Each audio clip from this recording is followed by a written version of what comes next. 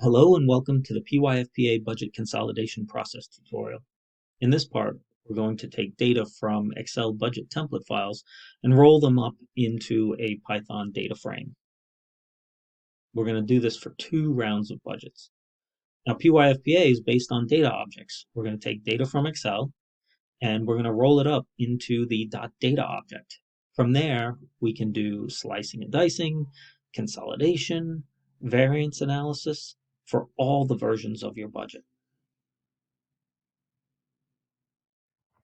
Okay, so let's take a look at our budget folders.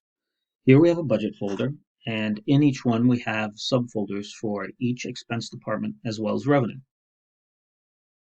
Within each folder, we have the individual budget templates that we got back from the department heads. In this case, for operations, we have North and South and Budget V1. If we go and look in the accounting folder, we can see that we have a single one, which is also labeled Budget V1.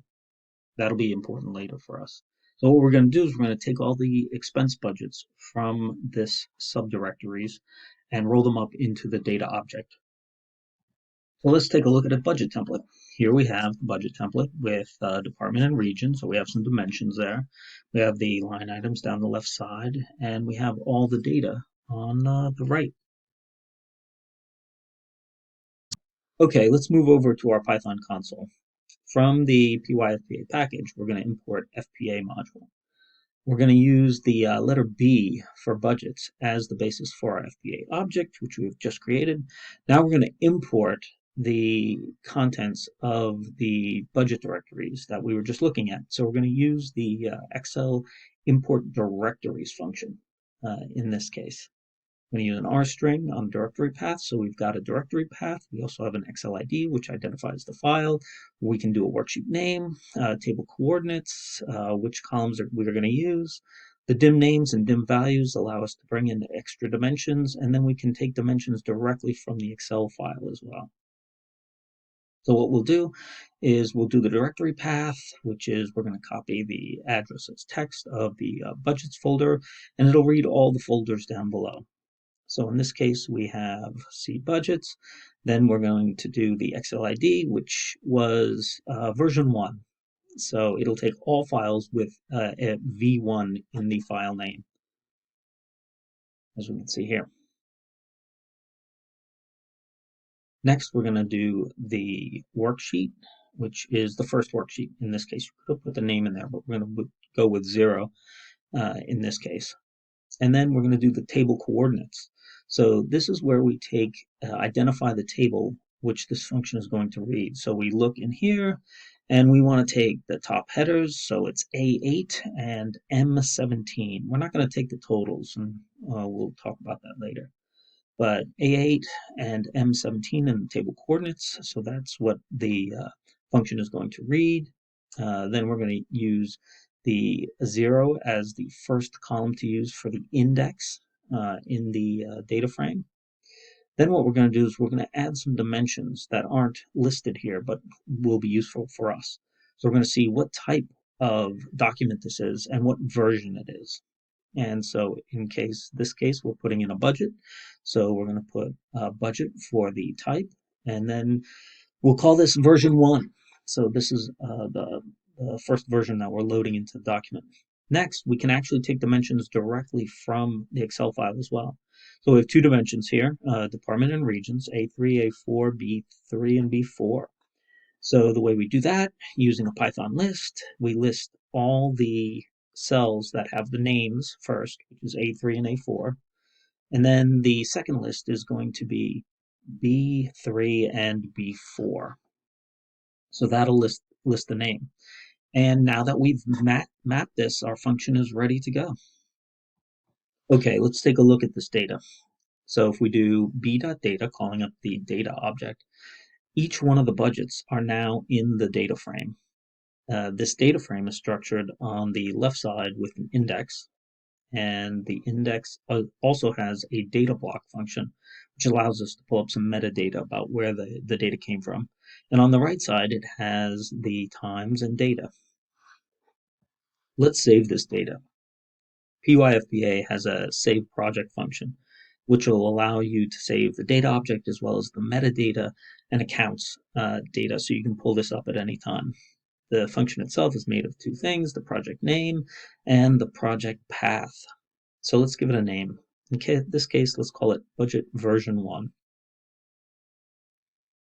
Okay, now for the next part, let's go back to the budget folder.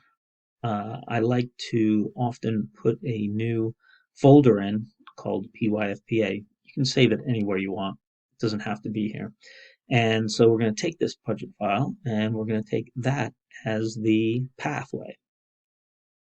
Putting that in the function, closing it up and pressing save, we now have a budget V1 folder with the 3 associated pickle files. We can pull these back up at any time. The first round of the budgets are now in the data object. We can do consolidation or slicing and dicing or search, but those will be another tutorial. In this case, what we're going to do is we're going to copy some of the commands and mapping that we've already done into our editor so we can save this and make the next rounds a lot easier. So from pyfpa, import FPA, we're going to create an FPA object using budget again for the next round. Again, it could be anything. And then we're going to go back up to the import Excel directories function. So this function again is a complete mapping of our budget function as it exists right now. So we should actually save that. So again, we copy it and we place it into our editor, and we're going to clean it up a little in the editor so we can see it.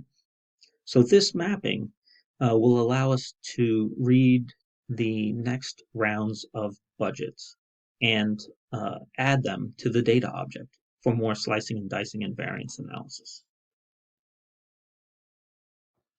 So let's jump ahead to the completion of the second round of budgets. We've reviewed the first round of budgets, sent it back to the department heads with any comments, and they've sent their updated version 2 of the budget in each one of the folders. Let's get the data from the first round of budgets back into Python. We go to the pyfpa folder and the budget v1 folder and take the path. What we're going to do is use the load project function. We load the package and create the object, and all the load project function needs is the path to the directory. Let's check the data object. We can see that the data has been uploaded and that it is version 1. This data frame is 44 rows long. So let's add the second round to it. We go to the XLID tag and we change it to V2. This will look for files in the subdirectories with a V2 tag in the file name. And we're going to put a V2 on the version dimension. Leaving everything else the same, we're going to run this code block. Let's look at the data object now. And we can see that version 2 is now under the version dimension and it is 88 rows long. We have both versions of the data in this data frame. Let's save this project. Go to the save project function, change it to V2, and hit save.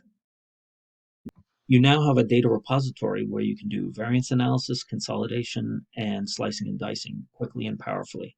We'll go over that in the next tutorial.